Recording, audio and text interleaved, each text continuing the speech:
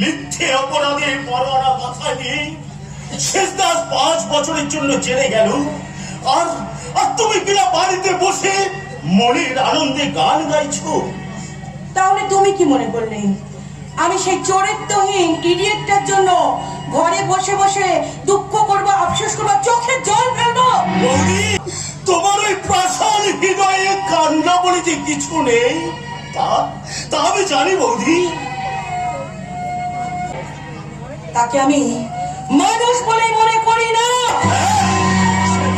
সে তো তুমি বলবে, কিন্তু কিন্তু একটা কথার জবাব দিতে পারো বৌদি, ওই অমানুষটা যদি না থাকতো, কে কে তোমাকে স্ত্রীর লজ্জা দিয়ে বাড়িতে নিয়ে আসতো? কে পরিয়ে দিত তোমার ওই স্মৃতিতে পবিত্র সিঁদুর? কি আমার কাছে জবাব চাইছিস?